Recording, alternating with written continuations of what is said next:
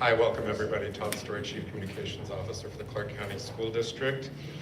Just a quick order of how this is going to go. We'll hear first from President of the School Board, Trustee Evelyn Garcia Morales. We'll then hear from Superintendent Jesus Jara, then Chief Mike Blackeye, and then LVMPD Under Sheriff Andrew Walsh. We'll then open it up to questions, and we'll go from there. Thank you.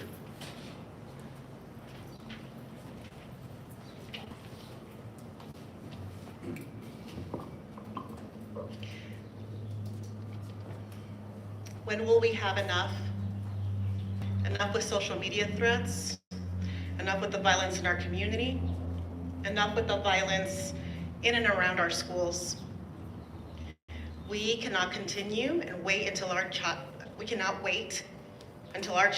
our own relatives are impacted by these senseless acts. Otherwise, we run the risk of thinking this is normal just because this wasn't our child. This is not normal. Our schools must be safe environments where children can learn and grow. And all of our children are depending on it. We need our families and our communities' help. We are educators. CCSD cannot solve every community challenge. Our cities and counties must step up to prevent these incidents and criminal activities from spilling onto our campuses. To our parents and guardians, please monitor your children's social media accounts. This includes rumors. Report suspicious activity and behavior to Safe Voice, and look through your children's belongings. Ensure they do not have access to weapons. We cannot accept this any longer. This is not acceptable for our community or any community.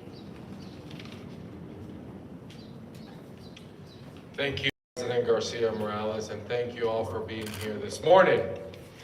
Our members of our law enforcement, CCSD, and our partners in North Las Vegas, City of Henderson, and Metro. Thank you for your continued support and helping our children and our educators, which is what they know how to do best, teach and learn, and helping them stay safe.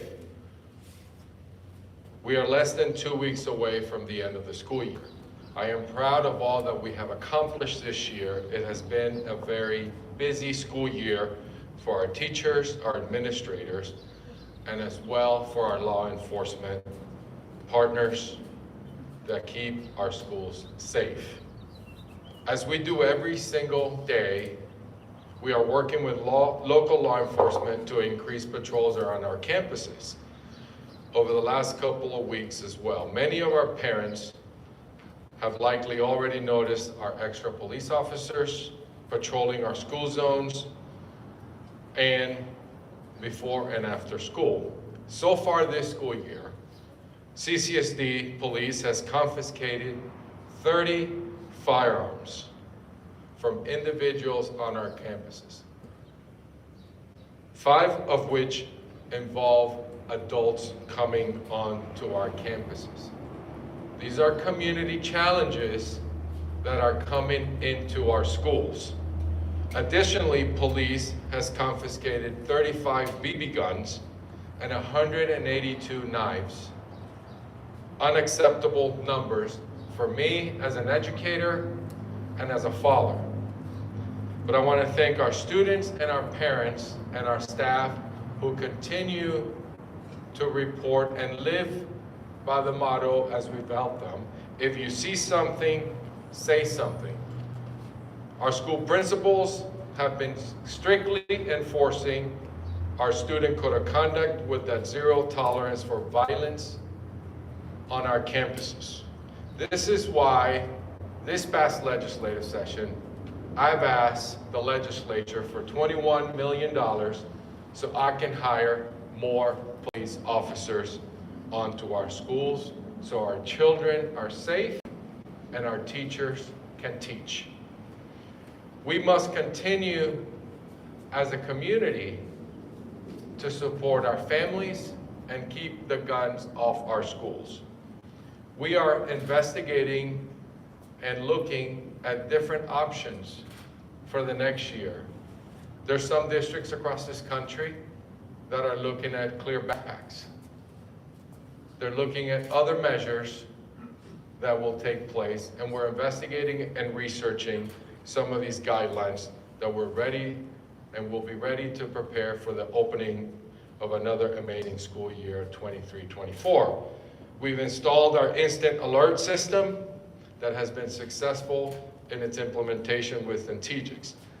As I turn it over to our great and phenomenal Chief Black Guy, I just want to reiterate that while we're doing everything to protect our students, school safety is a community issue that we must continue to work with our partners, and I know that we are. A lot of behavior issues that we're seeing in our schools are echoing what's happening in our community. So I remind everybody, if you see anything suspicious, call the police right away. Our children are counting on all of you. This is not a crisis in the classroom. This is a crisis and an issue that is happening in our community. Thank you, Chief Black Guy. Please come to the podium.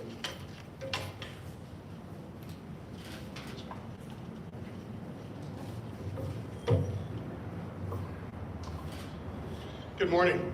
We have 8 days left in this school year, and soon we'll be sending those 300 and some odd thousand students home for the summer. A number of them will be attending our extended school year programs, and we'll look for our local partners to continue the efforts of keeping them safe at home and then getting them to school and getting them back home safely each and every school day, just like they've done this year. And I'm proud of the work that our officers have done this year in keeping our kids safe in school and staff protected and responding to all of those incidents that are happening, just not in school, but outside of our school properties. It's been a busy year. We've had 33 firearms we recovered last school year, so we're just under that. We had 33 last school year. Really no big difference. I'm hoping that this is the end, that we can end these last 8 days without any more incidents happening in and around our schools involving our students. Because I know how much that impacts just not only the school community, but also the community surrounding us in the valley. Parents, just wanted to give just a reminder. We've done that. I know the board president and Dr. Jarrett kind of echoed that. I'm going to do it again. Secure your firearms. A number of those guns that we've recovered, the 30 firearms this year, were from the home. They were from parents or relatives not securing their firearms. So make sure if you do have a firearm, you know where it's at, that your child is not or does not have access to it. Check their backpacks before they leave home. Know what they're doing, who they're doing it with, and where they're at. Right now, there's 300 and some odd thousand kids that are either having lunch right now or getting ready to have lunch. We know the ones that are in our schools, and we know the ones that are truant today and not there. Parents, do you know where your child's at? If they're in school, you pretty much know. When they're on their way home, do you have a system where you check on them, that you know that they're on their way and not hanging out somewhere? And if they are, that you know where they're hanging out and who they're hanging out with. That's important to know. That's an obligation that every parent has. You also have an obligation to know what your child's doing on social media. We have a lot of threats going around right now, and it's important that parents are aware of the activity that their children are involved in online. A lot of the social media threats right now are directly related to threats that are being circulated and recirculated throughout the community and causing a lot of concern about school safety. Threats, even though that they are not intended to cause a lot of harm or alarm, they do. They have real consequences. So make sure that you know what your child's doing online. We have systems in place to respond to threats and all types of incidents that are happening in our schools. Use those.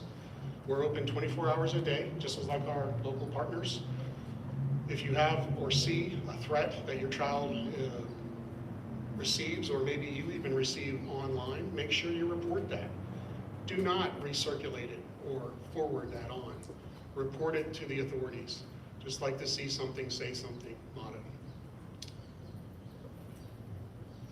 With that,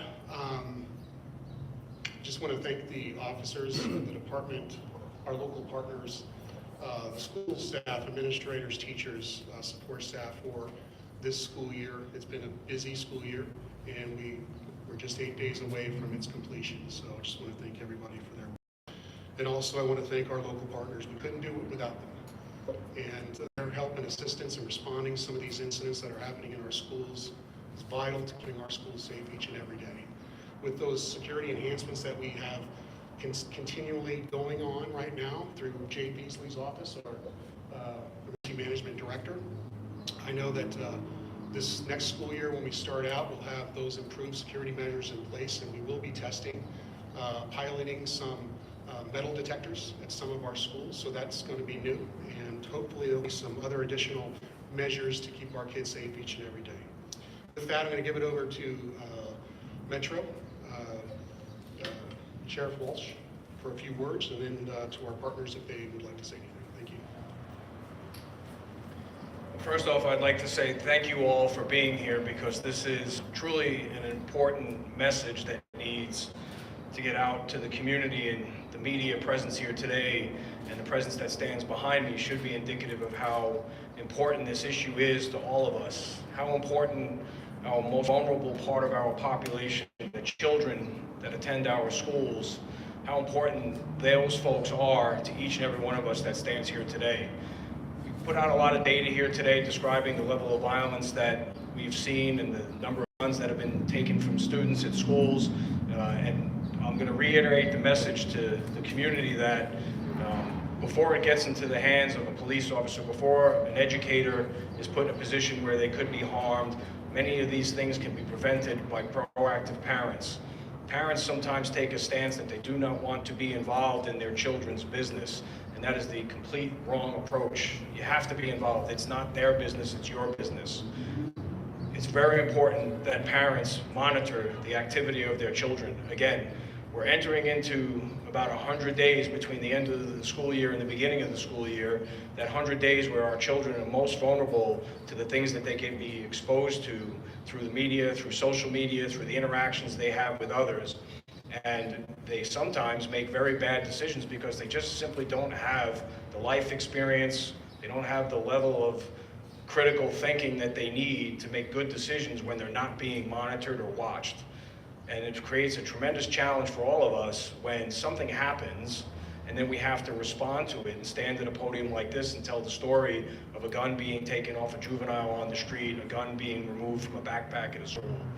These things can all be prevented by proactive parents, parents who are involved in the business of their children each and every day, and especially over the next several months when our children end school and then go back to school in August.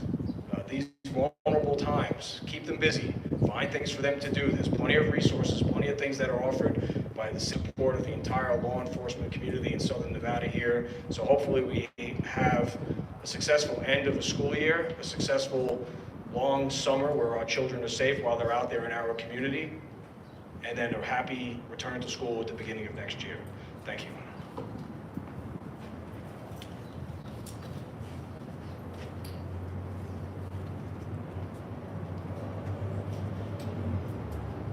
Okay, that's it. Questions? I had a question. Superintendent Jarman, I just want to see, can you clear up the statement you issued yesterday about the job offer for Broward County? You listened to that meeting, and the board president seemed to say that you called her expressing interest in that job. Can you just clear it up? So I'm glad you're here asking about that when this, the most critical situation I'm dealing is with a shooting yesterday at a school, not at a school, in the neighborhood, that this is the first question. So thank you for the question. Let me clarify and really appreciate that other districts across the country are noticing the great work that this team is doing here. And the phone calls are coming.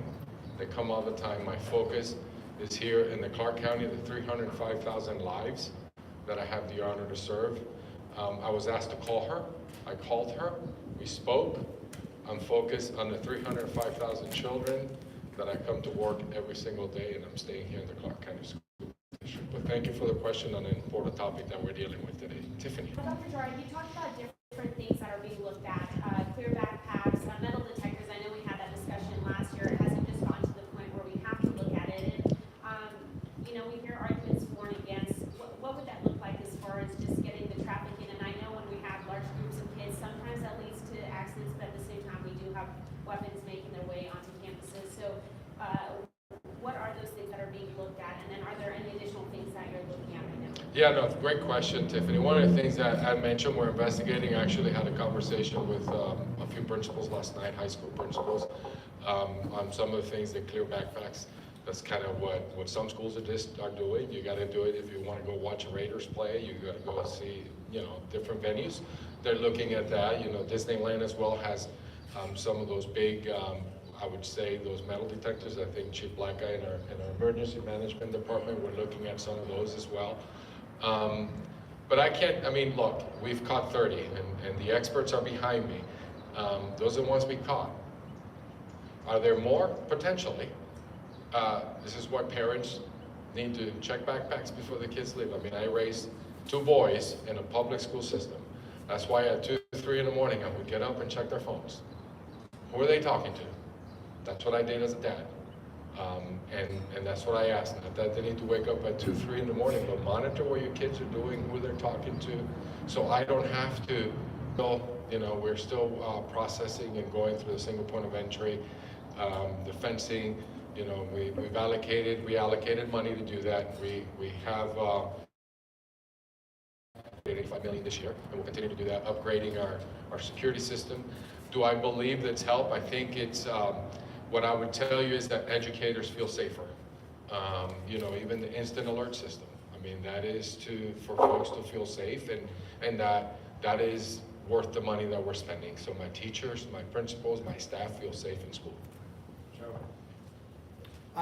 Can you specify how many of these guns that are coming on were unsecured from parents, and also are parents or anyone else who has these guns, are they being charged with a crime? Well, actually, unfortunately, the majority of the firearms were, there's unknown where the student got it. They could have been stolen. Some of them come back stolen. Some will come back involved in other criminal incidents. I think the number is around 5 that were unsecured in the home that made it onto campus. And were those people charged, or would they be charged for having an unsecured weapon? That's based on the determination of the local agency. I can't tell you which ones were actually charged and which ones weren't. So there's also the circumstances of the securing of that firearm in the home, which dictate the criminal charge attached to it. I can't speak about the fencing, and that did prevent a firearm, and we recovered a firearm from several subjects that were trying to enter a high school, and based on those enhancements of the fencing around one of their high schools, that prevented that firearm from getting on campus. Enhancements are going to take some time. The metal detectors, yes, we are investigating. We are looking into every option, and the congestion caused by some of these metal detectors are also some of the things that we're looking at. But with the increased technology in identifying compressed metals through some of these walk-through metal detectors at amusement parks, they get a lot of people in. So we're hoping not to create any type of obstacles to getting our kids into school on time, and that's one of the biggest things had prevented us over the years in getting metal detectors on our campuses. And what's the youngest age of a student who brought a gun to campus? I believe it was 6 years old this year, if I'm correct. 6 and 10 were the youngest ages. In terms of social media posts, you mentioned that they play a major role about their security. Can you talk to me about any law enforcement officers right now on the streets or in these schools? So I'm glad you brought up what I would say the social media hoax.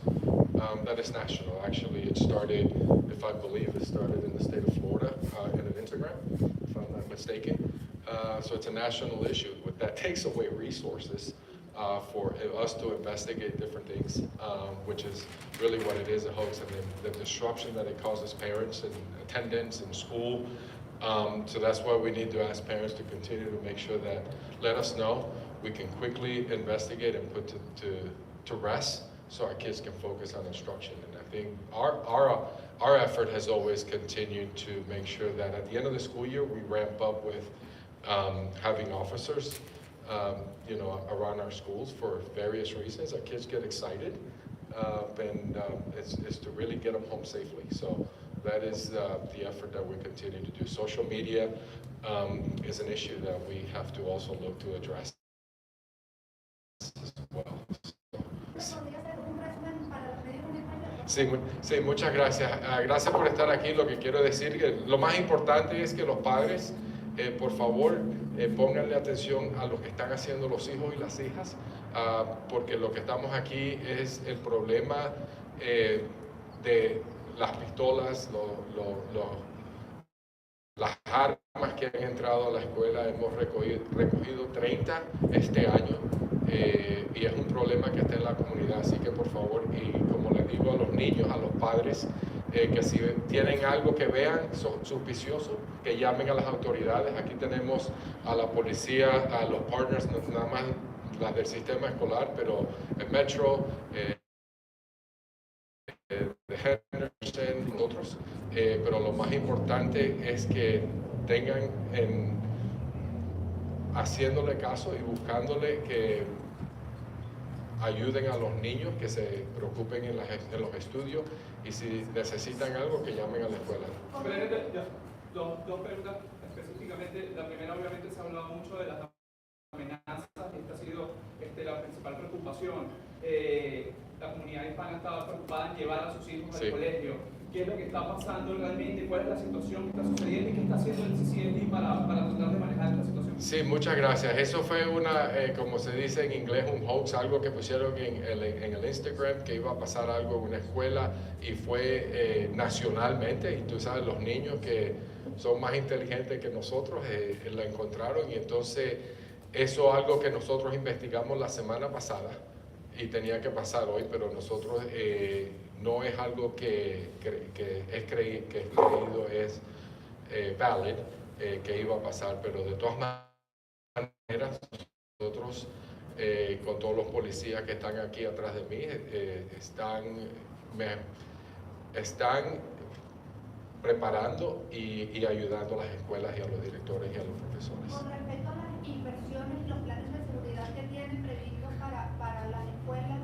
Sí, bueno, lo que estamos trabajando desde el año pasado, la entrada que entre uno, estamos buscando diferentes cosas, metal detectors para el año que viene, para hacer un pilot, para ver cómo vamos a aplicarlos en todas las escuelas. Tenemos 366 escuelas, así que nos va a tomar un tiempo, pero los inviertos que hemos hecho, vemos que nos ha ayudado mucho a las escuelas. I want to ask, like I in Walsh, how are you going to address the gang violence in and around the schools?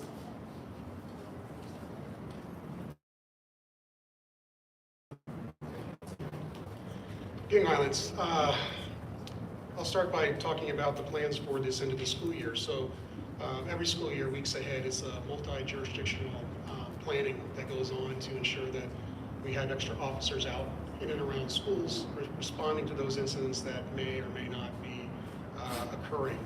Gang violence, it's out there, and it does happen in our communities, obviously. That's why we've had a gang liaison officer attached to Metro's gang unit for, I believe, the past 7 years. Over the summer, we also include other officers into that to assist them with some of the things that are happening with our students being out of school for this summer. Plans have already begun for the start of next school year and how those coverages are going to occur, and also for our summer school programs to ensure our kids are safe during their summer school programs. So, What are the consequences for these social media posts? I believe it was in Florida. It was a fake threat, real consequences. It's a gross misdemeanor to even a felony of a terroristic threat to threaten the harm of others, especially specifically in a public place, which is a school. So a lot of our kids make these types of threats, and they are either arrested or cited or seen by a mental health professional to find out what's going on that's causing this student to make that type of threat. Do you want to add any?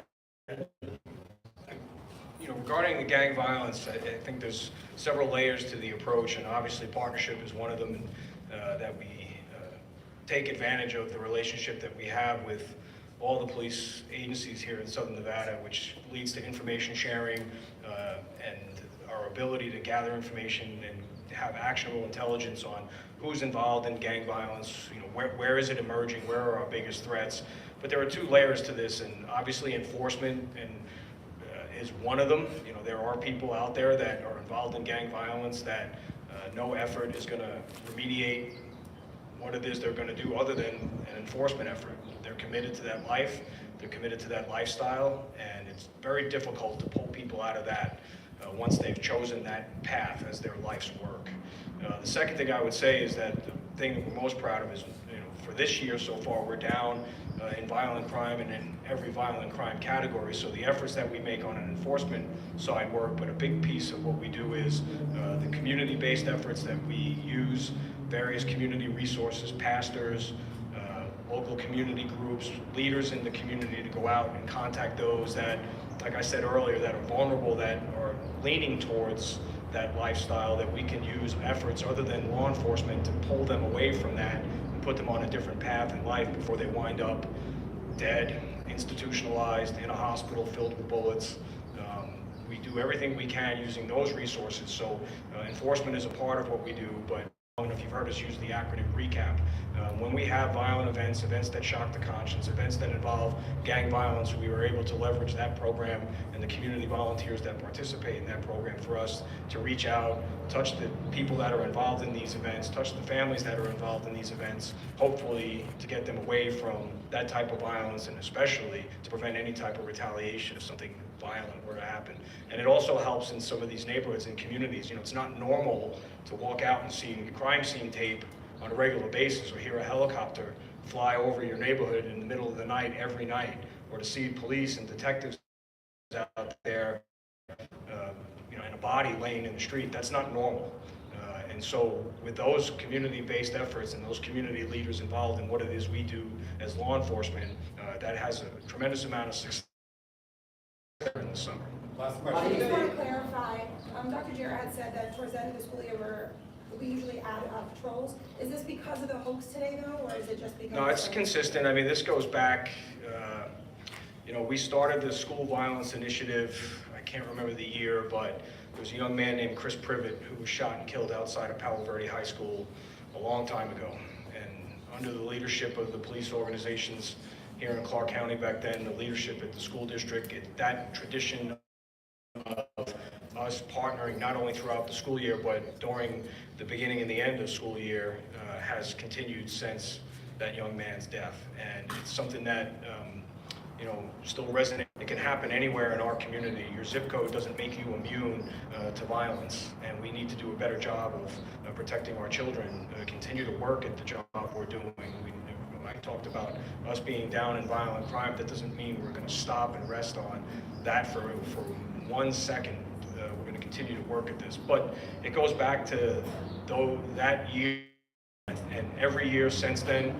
We've had command post operations, so to speak, with a command structure, with a deployment at schools, which getting into this is not something we're going to do here just for operational security reasons, but you know, where we put our cops, you're going to see a large visible presence of Metro police officers, school police officers, Henderson police officers. The city marshals are here today because they play a role in some of these areas where the children congregate after school. So it's an entire effort, and the numbers are, we can get you the exact numbers. It's the whole. Schools, like how many schools have them? And I think there was a grant or something towards the end of last year for 30 officers in middle schools. Do we have those inside middle schools, like basic? No, we did ask a grant several years ago. Actually, it's ongoing since I started. I started as a school police officer 20 years ago in middle school. Since then, funding has been reduced, and today have a very small handful of middle schools that are governed by campus-based officers walking the beat. The majority of our schools are covered by our patrol force. There's around 40 patrol officers out there right now responding to incidents that are possibly occurring or just making checks at our schools, elementary schools and middle schools. We have 2 officers in each high school. We have 30 comprehensive high schools with 2 officers in those. We have some specialty high schools that are also covered by officers as well. And on top of that, we do have 6 canine officers. They also assist with our random searches, classroom sniffs with our firearm detection canines and a couple drug detection canines. So they also work every day to ensure that our classrooms are safe and our kids are not carrying around harmful drugs. Why do you think they carry harmful John, can you pistols? clarify? You apply for that job or not?